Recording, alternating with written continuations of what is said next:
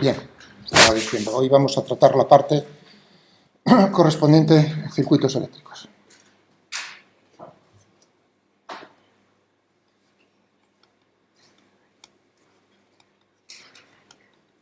Eléctrica,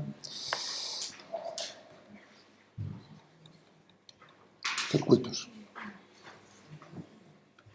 Como os estaba diciendo, esto lo tenéis en el libro que seguimos o que está en la guía docente como libro principal en el tema 4, en principio, aunque tenéis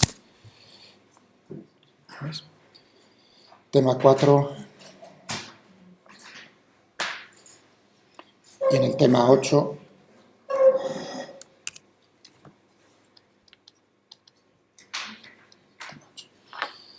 es algo muy habitual en todos los libros. Primero, digamos, se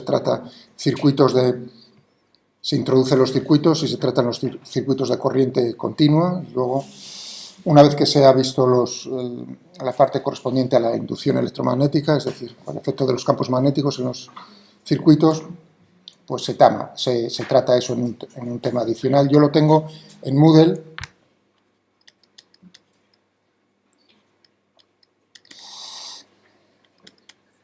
En el tema 6, todo agrupado.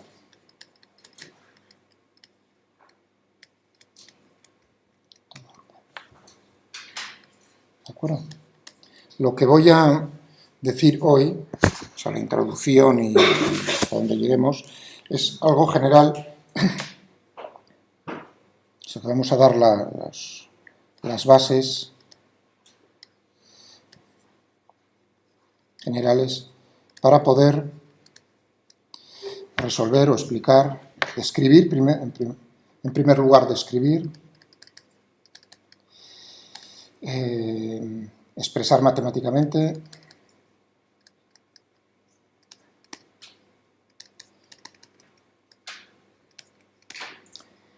y resolver cualquier, esto no es una gesto, es una Q,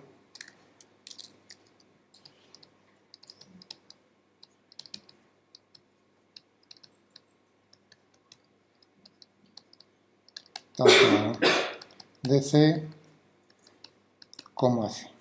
Esas son las siglas en inglés, direct current, o sea, corriente continua como corriente alterna, o sea que no es, porque es una cosa que observo, cuando uno empieza esto y ves el tema y está viendo que se va a aplicar en primer lugar a circuitos de corriente continua, cree que esos principios solo se aplican a eso y no son generales. Entonces esa idea quiero que la tengáis bien clara.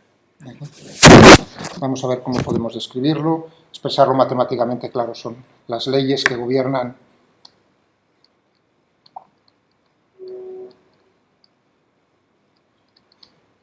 por decirlo así, que gobiernan el comportamiento.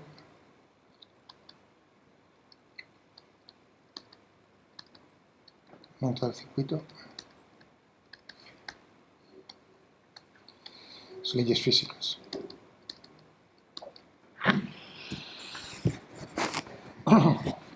Ya de hecho, o sea, a pesar de que uno, bueno, les da otros nombres o les da otra forma de expresarlo matemáticamente, ya está todo explicado, iba a decir. O sea que las bases ya las conocéis. Lo que necesitamos ya lo tenemos. No es nada nuevo. No hay nada nuevo en lo que vaya a explicar yo ya. Es decir, que las leyes físicas que gobiernan el comportamiento del circuito naturalmente van a ser las leyes de Maxwell. Eso es así claramente. Y luego, bueno, hablaremos un poco de, ya que estamos cargas eléctricas en movimiento, bajo la acción de campos eléctricos, pues hay que tener un poco las ideas claras acerca de lo que es la dinámica, o sea, las leyes de Newton, sencillas. Nosotros vamos a verlo, naturalmente, vamos a dar un modelo, en primer lugar, que es un modelo clásico, que funciona bastante bien. Bien, pues vamos a ver. por seguir un orden.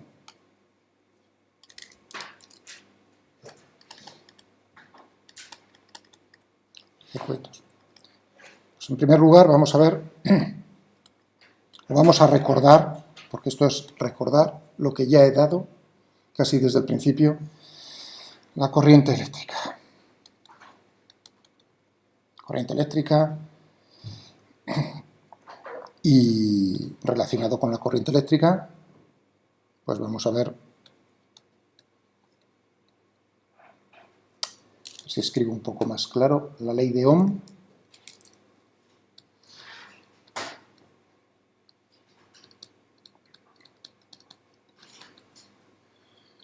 Vosotros conocéis ya cuando llegáis aquí a la universidad la ley de Ohm, pero veis la forma, o conocéis la forma macroscópica de la ley de Ohm. Nosotros realmente lo que vamos a ver es cómo es la relación que hay entre el campo eléctrico, cuando aplicamos un campo eléctrico dentro de un material que tiene cargas libres, que se pueden mover libremente.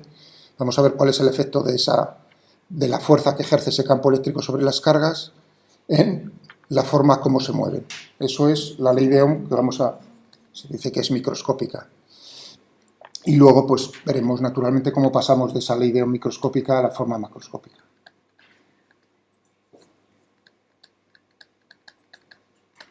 ¿Qué es? ¿No? ¿Cuál es la ley de Ohm? La relación que hay entre la caída de tensión que hay, una diferencia de potencial entre dos puntos en un elemento del circuito, la intensidad que pasa y la resistencia que posee ese. ¿No? Eso es lo que os sabéis de memoria probablemente. ¿De acuerdo? Vale, muy bien, eso en primer lugar. La ley de Ohm microscópica. Fijaos que aquí hay una relación que es entre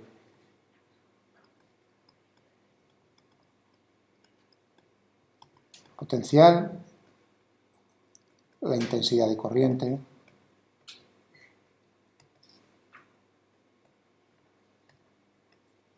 eléctrica, es directamente proporcional a través de un parámetro que es lo que se conoce como la resistencia. Esta ley, por cierto, aparece, de esta forma aparece, por ejemplo, en termodinámica, ¿no? Cuando uno habla de conducción térmica a través de un material, pues también se habla de la resistencia térmica a través de una pared, o sea que es una forma muy similar. Bueno, tenemos una relación lineal. Ya veremos a ver cómo esto no siempre se cumple, esto es una ley que se cumple bastante bien para muchos materiales, bajo muchas condiciones, que es directamente proporcional la intensidad con la caída de potencial, pero no siempre es así. Cuando es así, se le llama a esos materiales óhmicos.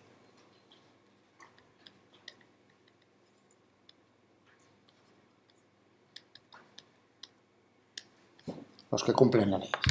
Bueno, estaba diciendo, la ley de Ohm microscópica será, la forma macroscópica es la relación entre V e I, en la forma microscópica, que es por donde empezaremos, es la relación entre el campo eléctrico E, que se aplica, y la densidad de corriente, J.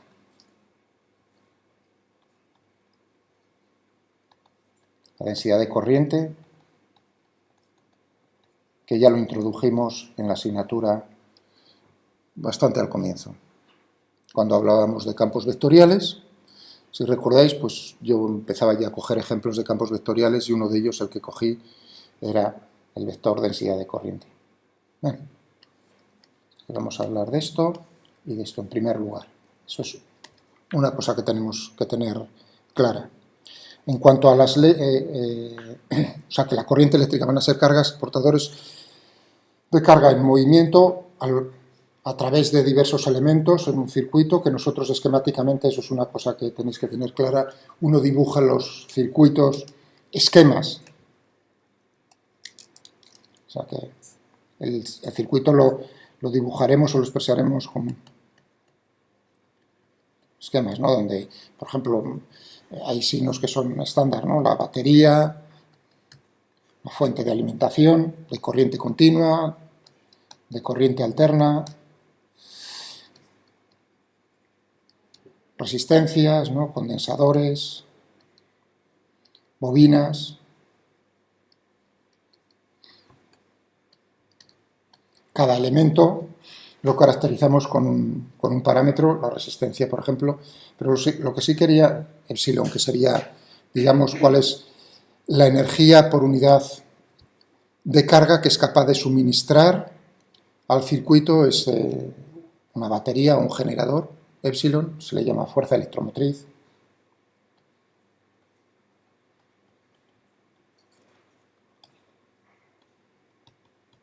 Es decir, cuánta energía que suministra al circuito generador, batería, por unidad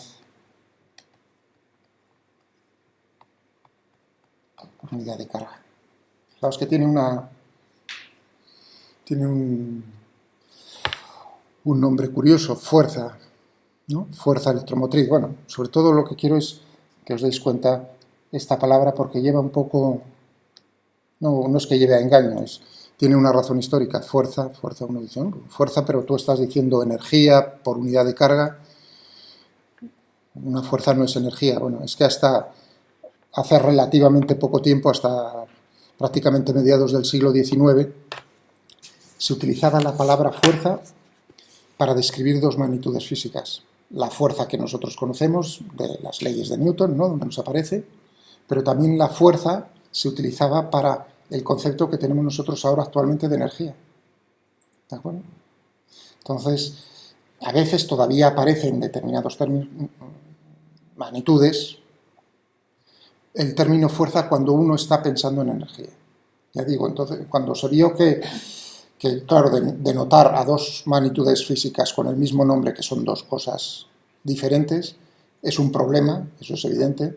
Entonces fue cuando se introdujo la palabra energía, ¿de acuerdo? Para caracterizarlo. Lo de fuerzas vivas, eso que una cosa muy antigua, sobre todo para ingenieros, iba a decir, teorema de las fuerzas vivas y esas cosas. Eso es, también, en ese caso, también se está refiriendo uno más a la energía que lo que es la fuerza. Bueno, tenemos epsilon, que sería la fuerza. Fijaos que cuando digo suministrar al circuito, quiere decir que en este generador de alguna manera tenemos almacenada energía o forma química, por ejemplo en una batería, y esa energía se está transformando en otro tipo de energía. Por ejemplo, va a ser disipada en forma de calor en una resistencia, o se va a almacenar en el campo eléctrico en un condensador, o en el campo magnético en una bobina. C sería la capacidad.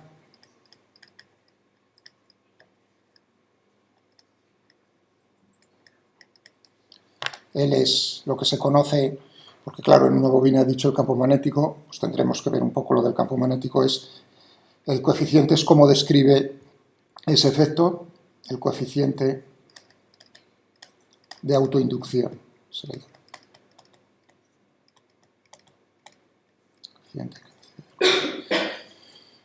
La capacidad, como ya sabéis, en faradios, L, el coeficiente de autoinducción, el efecto sobre sí mismo es en henrios. Como siempre en el sistema internacional, todo.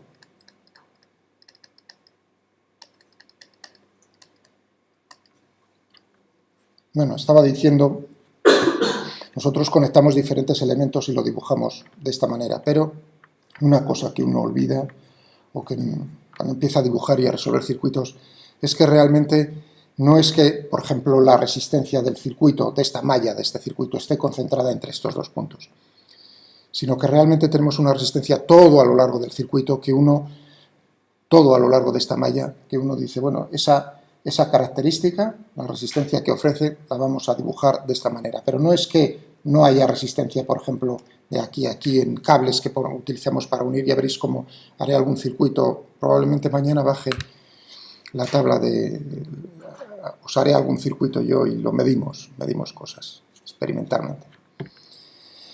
O, por ejemplo, la capacidad, bueno, uno está pensando de hecho lo dibuja uno como un condensador de placas plano paralelas, pero todos los elementos en un circuito también tienen una cierta capacidad. Por ejemplo, cables coaxiales. Si uno mira, ¿no?, lo que pone en un cable, pues le está diciendo precisamente por metro de cable qué resistencia tiene, por supuesto, claro. Eso es. Y luego también qué capacidad tiene, posee. O sea que no es que tengamos la capacidad por un lado. Sí es cierto que hay elementos que, por ejemplo, tienen mucha más resistencia que otros y entonces los podemos despreciar. O el coeficiente de autoinducción, el efecto del campo magnético. Cuando tenemos una bobina, ¿no?, un cable enrollado sobre sí mismo, muchas veces uno piensa que solo es el efecto en esa zona. No, es todo el circuito, toda la malla del circuito. O sea que cuidado al hacer esquemas que nos ayudan a resolverlos, pero bueno. Estábamos entonces diciendo, veremos primero la ley de Ohm, la corriente eléctrica. En segundo lugar, estaba diciendo, necesitaremos describir leyes que describen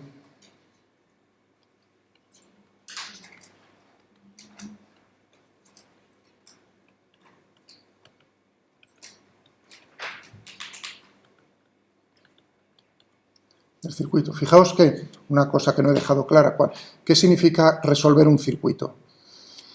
Pues tendremos unas incógnitas. Hay unos parámetros que he dicho, pues nos van a decir cómo son las fuentes de alimentación, cuál es su fuerza electromotriz, la que suministran, la resistencia del circuito, las resistencias que existan, las capacidades de los condensadores, capacidad, cómo es la autoinducción. Todo eso son parámetros que describen los diferentes elementos que nosotros vamos a unir unos con otros, ¿de acuerdo? Pero claro, ¿cuál es la incógnita? La incógnita va a ser qué es lo que queremos nosotros hallar. Las incógnitas van a ser, pues, cómo reacciona cuando ponemos todo eso, es decir, las intensidades, las corrientes,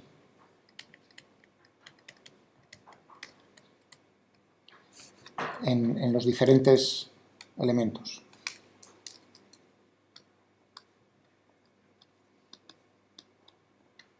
Vamos a poner ramas del circuito. Esa será una incógnita, algo que deseamos saber, cómo reacciona. Otra cosa que nosotros deseamos saber es cómo son los potenciales, las diferencias de potencial entre diferentes elementos. Si nosotros ponemos un potencial de referencia en un punto del circuito, pues desearemos saber respecto a ese punto cómo son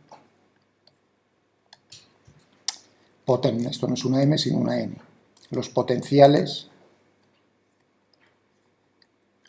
en nudos.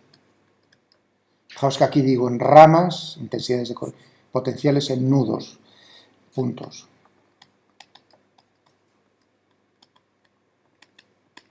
Con mucho cuidado.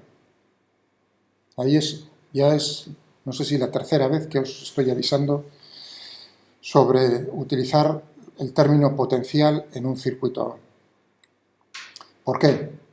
Porque esto presupone una cosa, cuando uno habla de potencial, está presuponiendo que el campo eléctrico es un campo eléctrico conservativo.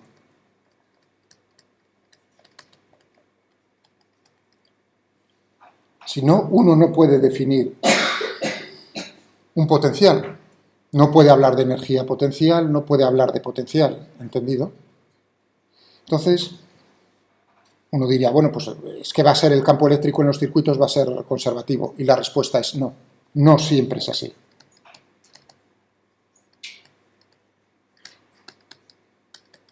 Eso quiere decir que en ese caso, en particular cuando no va a ser así, cuando nosotros tengamos circuitos de corriente alterna, es decir, cuando la intensidad de corriente, fijaos, una cosa interesante que es, cuando digo las incógnitas, la intensidad de corriente, uno piensa en un determinado valor, ¿no? Va a valer tantos amperios. ¿No? A veces la incógnita, la intensidad es una función del tiempo. En general va a ser una función del tiempo. ¿De acuerdo? Si es un circuito de corriente continua, veremos que es constante. Bueno, si solo tenemos resistencias, veremos cómo en circuitos de corriente continua también consideramos condensadores, introduciremos condensadores, eso implica que las intensidades van a variar con el tiempo, lo que ocurre que va a ser de tal manera que la corriente, los portadores de carga solo se mueven en un sentido, por eso se dice que son de corriente continua, direct current, o sea que no alterna su sentido, sino que va siempre en el mismo. Pero sí es cierto que va a variar en el tiempo. Siempre que tengamos variaciones en el tiempo de la intensidad de corriente vamos a tener un efecto de autoinducción en el circuito. Es decir, que en ese caso vamos a tener, según las leyes de Maxwell, una variación en el flujo del campo magnético que va a crear un campo eléctrico, os estoy recordando un poco de las 4 leyes, y que va a ocurrir que entonces el campo eléctrico no es conservativo. Si el campo eléctrico no es conservativo, siempre que tengamos intensidades de corriente que varían en el tiempo, el campo eléctrico dentro del circuito no va a ser conservativo, por lo tanto hablar de potenciales es incorrecto. Lo tenéis muy bien explicado, por ejemplo, en los PDFs, ¿no?, que os estoy diciendo en Moodle, cuando os estaba diciendo que por favor echaseis un vistazo a estos 3. Por ejemplo, en el tercero, cuando habla ya de circuitos RL, pues aquí tenéis algún punto, al principio, a ver si lo encuentro.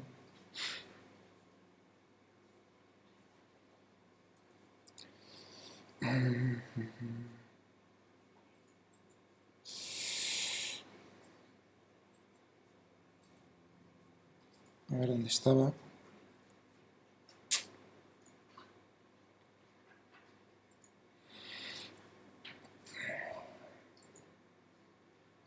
Fijaos aquí, ¿veis? Tan pronto como nosotros introducimos campos magnéticos que cambian en el tiempo, la diferencia de potencial entre 2 puntos en nuestro circuito ya no está bien definida.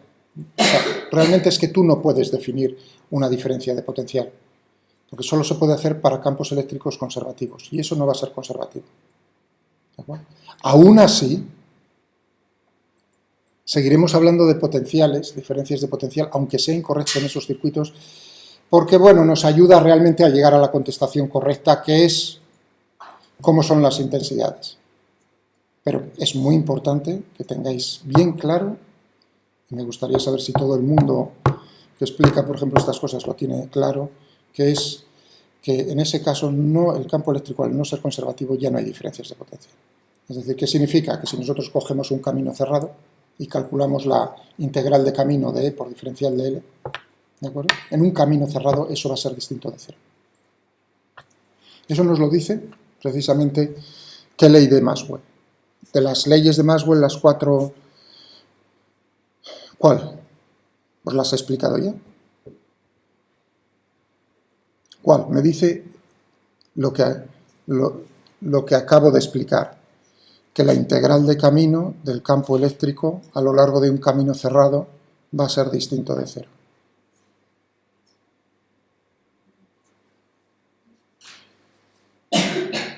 Fijaos que para que sea un campo conservativo tiene que ser igual a cero. Si no, ¿cuál es?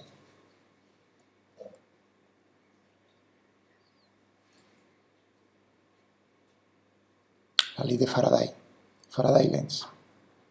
Una pena, una oportunidad. Bueno, o sea que lo tenéis ahí, como veis no es algo que digo yo solo, por supuesto, porque yo lo que os explico pues también lo saco de los libros.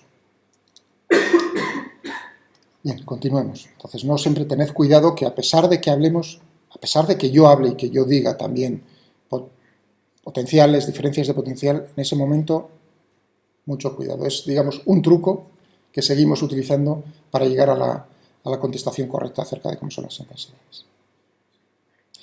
Bien, entonces las incógnitas, estoy diciendo, son las intensidades de corriente, potenciales en nudos, con esa... Y lo que queremos ver es describir precisamente el comportamiento del circuito en forma de ecuaciones, y necesitaremos resolverlas. Esas ecuaciones, la descripción del comportamiento será precisamente de las leyes de Maxwell y de algún principio adicional que ya he explicado. Bueno, esos reciben, ahora lo voy a es un momento en el que voy a dar su nombre, descripción del comportamiento.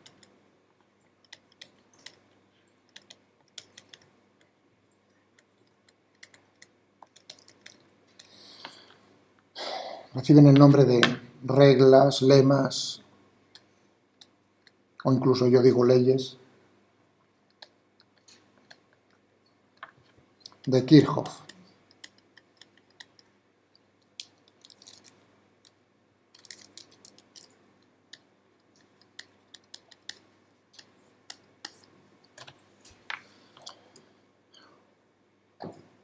¿De acuerdo? Bueno, ¿y qué expresan? Vamos a tener dos. Una que es nudos, para los nudos, la regla de Kirchhoff de los nudos, y otra que es la regla de Kirchhoff de las mallas.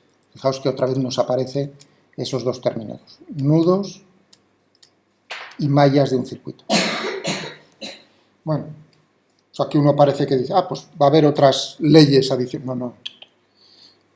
Esto no es nada más que una forma de expresar algo ya conocido, que es, por ejemplo, en el caso de los nudos, lo que vamos a tener es el principio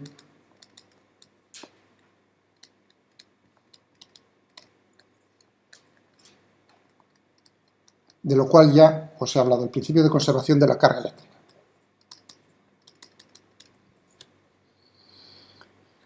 Y en el caso de las mallas, lo que vamos a tener es una forma de expresar el principio de conservación de la energía.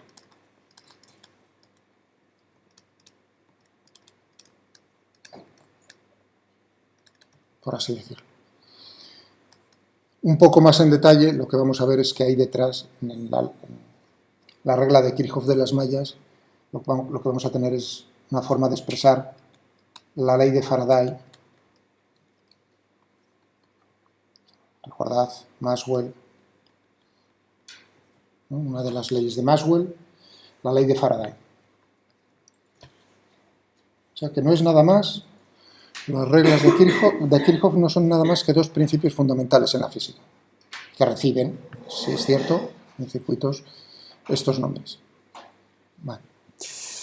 Y claro, una vez que tengamos las ecuaciones que describen ese circuito, a través precisamente de aplicar una y otra vez estas dos reglas o lemas, pues necesitaremos el último paso, que es la resolución matemática.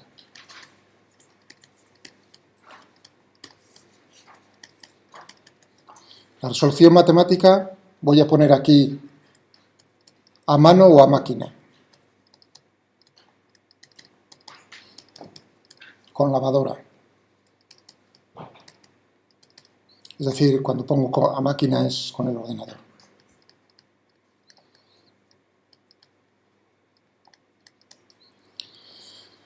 Y a mano pues no quedará más remedio que resolver las ecuaciones.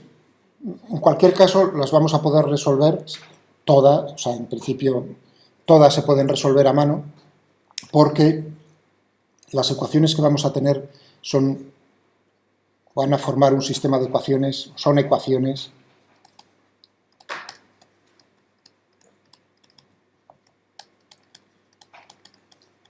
lineales. Sistema de ecuaciones lineales. Si tenemos un circuito de corriente continua, solo con resistencias, generadores, baterías y esas cosas, entonces las intensidades tienen un valor determinado. Entonces lo que vamos a tener es un sistema de ecuaciones lineales algebraica, puro y duro, sin más. ¿De acuerdo? Si se trata en general de un circuito de corriente alterna, tened en cuenta una cosa, que el primer caso no es nada más que un caso particular del general, cuando tenemos un circuito. Un caso particular de un circuito de corriente alterna es cuando no cambia en el tiempo la intensidad. Eso es un caso particular. Es como cuando uno habla de estática en mecánica. La estática no es nada más que un caso particular de la dinámica. O sea, la dinámica te describe el movimiento. Cuando no hay movimiento, los cuerpos están quietos, eso es un caso particular del movimiento. Pues lo mismo aquí tendremos.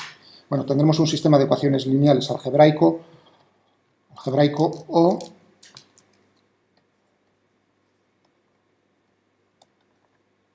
o diferencial. Es decir, que en el caso general nos aparecerán las intensidades y nos van a aparecer derivadas de las intensidades de corriente en esas ecuaciones. Pero, en cualquier caso, son sistemas de ecuaciones lineales y esos tienen siempre solución. En el caso más sencillo, algebraico, estoy pensando en mi compañero, mi estimado compañero Antoñanzas, ¿no? Ya no necesitaría decir nada más. Vosotros sabéis, os han enseñado, vais a ver cómo se resuelve un sistema de ecuaciones lineales, ¿no? Hombre, si es muy sencillo, pues uno dice, no necesito ningún método. Despejo una de las incógnitas, si tengo, por ejemplo, dos, ¿no? Dos intensidades, despejo una, sustituyo en la otra, o sea, métodos así sencillitos. Pero si tenemos un sistema de ecuaciones ya más complicado, o sea, un circuito ya más en serio, entonces eso no es un método a seguir, iba a decir, sino que habrá que seguir, por ejemplo, no sé, pues Gauss, una cosa de esas, o, por ejemplo, el método de Cramer, ¿no? Para llegar a la solución. Y esos métodos ya debéis conocerlos. ¿Está claro lo que estoy diciendo?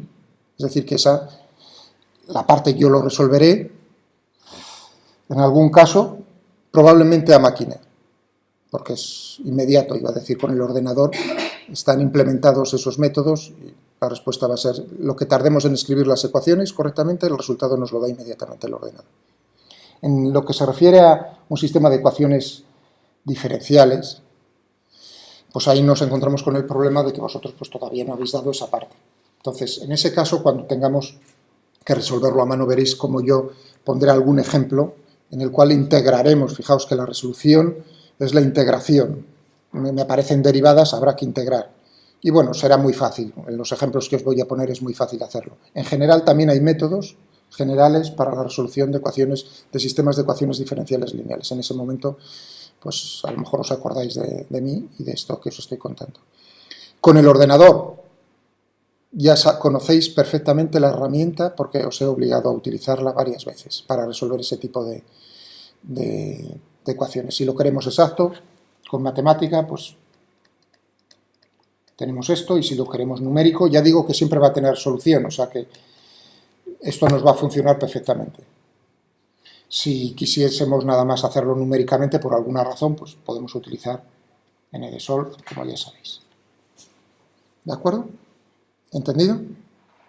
Bueno, pues esto es los pasos que vamos a seguir. Vamos a empezar entonces por el punto 1.